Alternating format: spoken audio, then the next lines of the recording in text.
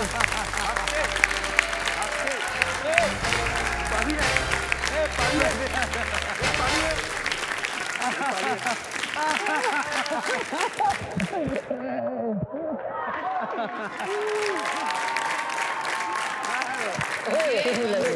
कुछ ज्यादा दोस्ती हो रही थी।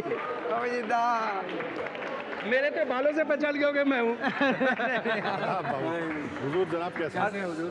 ये रिवर्स में जो रेलगाड़ी के 3 डब्बे चल रहे थे, ये अच्छा ये सारे अच्छे आइडिया आप ही के होते हैं। जी जी जी। मैं स्क्रीन में बैठे उन जनाब को देख रहा था जी। उनको देख के मुझे शान की याद आती। क्यों? आप ही बताएं क्यों। ये एक प्रोग्राम था जिसमें करीब 92-93 में होगा, साइन में कोई एक डिफेंस वालों की कोई कॉलोनी है, दुर्गा पूजा था, यू एंड सागरिका गाने आए थे और एक गंजा सा लड़का बैठा हुआ था। मैंने कहा कौन है भाई? तो मालूम पड़ा ग्रीन रूम में बैठे मतलब आर्टिस्ट होंगे। तो जब इसके बालों को, इतने बड़े बड़े बालों को देखता हूँ मुझे बड़ा गुस्सा आता है कि वैसा क्यों नहीं था जिसके बाल मेरे से कम थे। जी। जब पहली बार देखे जिसने गाना गाया स्टेज में उस टाइम किशोर दा का, I was not so impressed. लेकिन कुछ दिनों पहले एक पता नहीं कहाँ से घुसू घुसू मूसू मूसू करके आया ये आदमी। मैंने कहा ये कौन है? बोले ये वही है।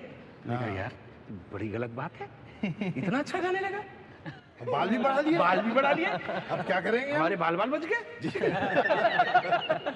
तो तब तक हम एक मैसेज देख लेते हैं। Hi, Shan. Hey Shan, how's it going? Been a while. I mean, you know, you've sung a lot of great songs for us. We did Musu Musu, Wo Pehli Baar. Sunona from Jankar Sunona, Beats. And, great to have you in the around. studio here. Yeah. Just going back like 10 years from now when we did our first concert together. आपको बता रहा था कि I was pretty nervous. The first time I was going on stage to perform. And the amount of inspiration, the amount of courage you gave me at that point was really, keeps me going till now. Oh well, have fun, good luck, and you know, hope we do lots of mad things together in future. ये सब ने मेरा बाल को एक और message है आपके बारे में यहाँ से।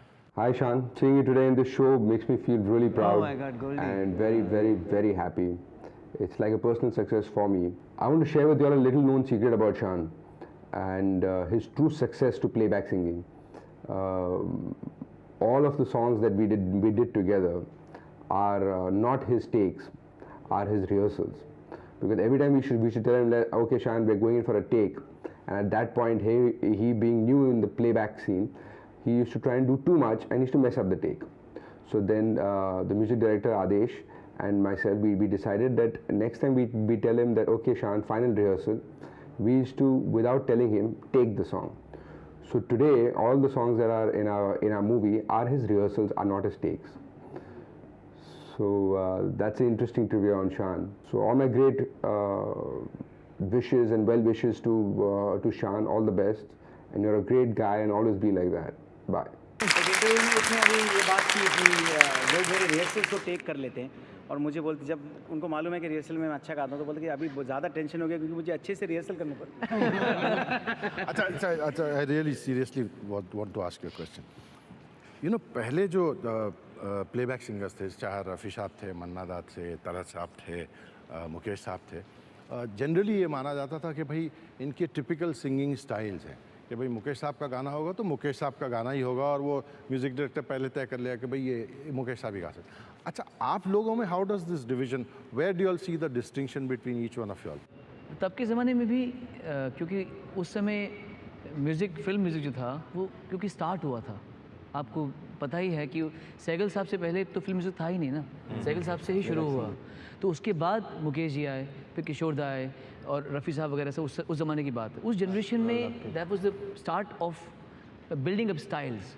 फिर एक स्टाइल बन गए। मुकेश जी भी तो सहगल साहब की स्कूल से आए थे, किशोर दा भी सहगल साहब के स्कूल से आए थे, रफ़ी साहब जी एम दुरानी के स्कूल से आए थे।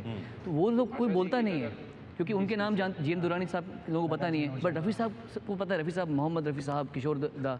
अब जब सिंगर साहब लोग उंगली उठाते हैं कि ये तो उसकी कॉपी कर रहा है, ऐसा नहीं है। वो ये भूल जाते हैं कि पूरी दुनिया में चाहे वो जॉर्ज माइकल हो या माइकल बोल्टन हो या रिचर्ड मार्क्स हो, जितने भी हैं वो सब उनका कुछ स्कूल्स हैं, स्थापित स्कूल्स हैं। वैसे भी यहाँ पे स्कूल्स हैं, लता जी की स्कूल है, आशा जी की स्कूल है, सहगल साहब is a school, Kishore Das school. School of singing समझदारी इसी में है कि एक्सेप्ट कर लें। जो यंग लड़के आते हैं, अच्छी बात ये है कि नाउ दे आर, जैसे अभी दा का घराना है, सोनू हैज़ हिज ओन घराना, जब गाते हैं तो लगता है doesn't sound like Rafi Saab, sounds more like Sonu when someone even sings a Rafi Saab song. So I think जो younger generation होते हैं, then they take up to their generation. तो अच्छी बात है कि इतने वैरायटी हैं और आप one singer one actor one singer वाली जो कॉन्सेप्ट है वो आजकल लागू है नहीं। एक ही पिक्चर में कॉन्शियसली म्यूजिक डायरेक्टर्स 6 अलग सिंगर्स को चुनते हैं because they probably need a different sound to every song. तो अच्छी बात ये है कि हर सिंगर जो है अपनी अपनी पहचान बना रहे हैं and in spite of following or having started their career following someone they are all creating you know everyone has to go through identity crisis. He has gone through his own, I am going through my own, I have gone through my own, he probably has gone through his own, Abhijit has gone through their own. It's most important where these people reach after having gone through that struggle.